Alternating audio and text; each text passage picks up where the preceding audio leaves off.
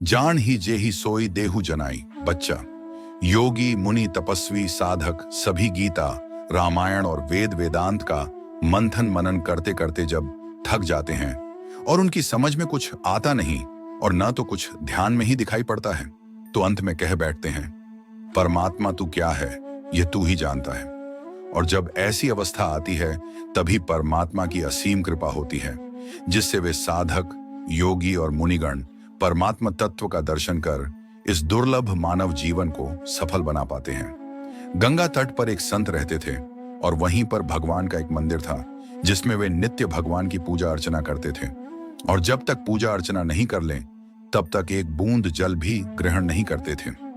एक दिन नित्य की तरह सुबह स्नान के बाद भगवान का श्रृंगार करने लगे, लेकिन जब जब श्रृंगार पूरा होने पर आता था, पूरा का पूरा बिखर जाता था। उन्हें ऐसा प्रतीत होता था कि भगवान को संभवतः वह श्रृंगार पसंद नहीं है और इसी कारण श्रृंगार बिखर गया है। महात्मा फिर दूसरे प्रकार से भगवान का श्रृंगार करना प्रारंभ करते और इस प्रकार सुबह से शाम तक भगवान का अनेक प्रकार से श्रृंगार रचते रहे, किंतु ज्यों ही श्रृंगार पूरा होने को आता वह पुनः बिखर जाता। उनकी भुजाएं श्रृंगार करते करते थक गई और उनकी बुद्धि भी जवाब दे गई, तो अंत में वे भगवान से रूठ गए और यह कहते हुए चल पड़े कि न जाने भगवान, तुझे आज कौन सा श्रृंगार पसंद है, मेरी समझ में अब नहीं आता। अपना श्रृंगार तू अपने कर, मैं तो चला। महात्मा कुछ ही दूर तक पहुंचे थे कि उनका शिष्य दौड़ा हुआ आया और उनके चरण पकड़कर प्रेमाश्रु बहाते हुए कहने लगा, पुजारी बाबा, आप लौट चलें और देखें कि आपके रूठते ही स्वयं और स्वतः भगवान ने किस प्रकार का अद्भुत श्रृंगार कर रखा है। आज उस श्रृंगार में उनकी कितनी अलौकिक शोभा हो रही है। लगता है भगवान आज अद्भुत श्रृंगार कर साक्षात मंदिर में विराजमान हैं। ये सुनते ही महात्मा लौट आए। मंदिर में प्रवेश करते ही उन्होंने देखा कि भगवान अपना दिव्य श्रृंगार कर विराजमान हैं। भगवान के परम प्रकाशमय दिव्य स्वरूप का दर्शन पाकर वे भगवान के चरणों में नतमस्तक हो गए। उनके नेत्रों से प्रेमाणु बहने लगे और इस प्रकार उस दिन उनकी साधना पूरी हो गई। भगवान का दिव्य दर्शन प्राप्त हो गया और उन्होंने सब कुछ पा लिया। ठीक इसी प्रकार जब संत, साधक, योगी, मुनि उस परमात्मा तत्व का मनन करते करते एवं वेद शास्त्र, गीता, रामायण आदि का अध्ययन करते करते थक जाते हैं और उनकी बुद्धि कुछ सोच नहीं पाती, तो ऐसी अवस्था आने पर परमात्मा उन्हें ऐसी योग बुद्धि तथा दिव्य चक्षु प्रदान करते हैं, जिसके द्वारा परमात्मा तत्व का दर्शन करके सत साधक, योगी, मुनि धन्य हो जाते हैं और इस प्रकार उनकी कठिन साधना पूरी हो जाती है। जिस प्रकार दिन में सूर्य के प्रकाश की चकाचौंध में आकाश के तारे दिखाई नहीं पड़ते, उसी प्रकार अविद्या, माया की चकाचौंध के कारण ईश्वर सबसे निकट होने पर भी नहीं दिखाई पड़ते। इच्छा और द्वेष से उत्पन्न हुए सुख दुख आदि द्वंद्व रूप मोह से संपूर्ण प्राणी अज्ञानता को प्राप्त हो रहे हैं। इच्छा द्वेष समुत्थेन द्वंद्व मोहेन भारत सर्वभूतानि सम्मोहम सर्गे यान्ति परंतप।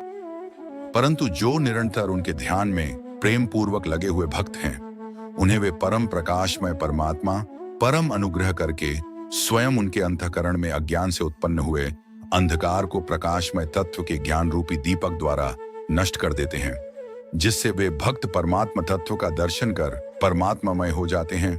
तेषां सतत युक्तानां भजतां प्रीतिपूर्वकम ददामि बुद्धियोगम तम येन मामुपयान्ति ते तेषामेवानुकं पार्थमहम् अज्ञानजं तमः नाशयाम्यात्म भावस्थो ज्ञानदीपेन भास्वता।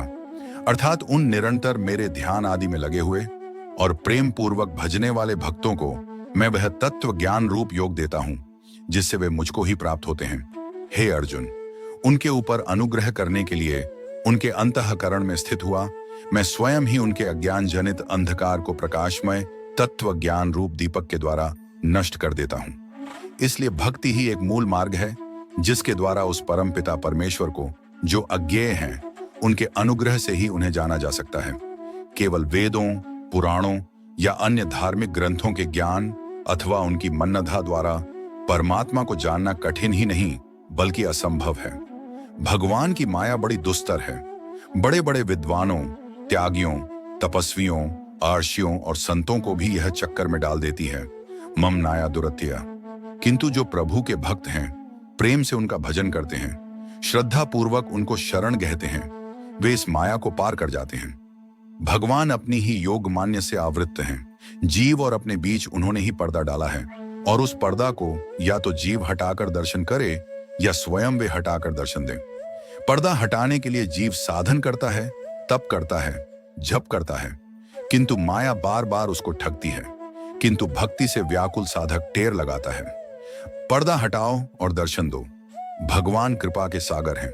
वे भक्त की व्याकुलता सहन नहीं करते, स्वयं पर्दा हटाकर दर्शन देते हैं। यह मन और बुद्धि भगवान की ही विभूति है। इसे अपना मत समझो और इसे अर्पित कर दो। उनके चरणों में लो, यह मेरा मन तेरा है, यह बुद्धि तेरी है। सारा चक्र तो मन का ही है ना।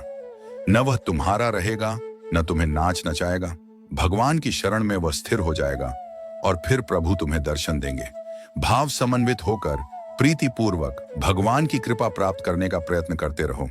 उनकी कृपा होगी अवश्य, और जब कृपा होगी तभी वे तुम्हारी समझ में भी आएंगे। निराश मत हो, भगवान का मनोयोग से भजन करो। उनकी ओर बढ़ने की इच्छा रखने वाले को वे पास बुला लेते हैं। जगत के किसी हेर फेर से चकित होने की आवश्यकता नहीं।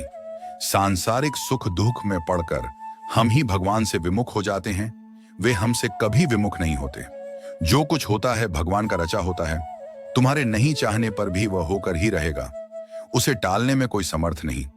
इसलिए संसार से अपनी दृष्टि सर्वथा मोड़ लेनी चाहिए और अधिक से अधिक भगवान का चिंतन करना चाहिए।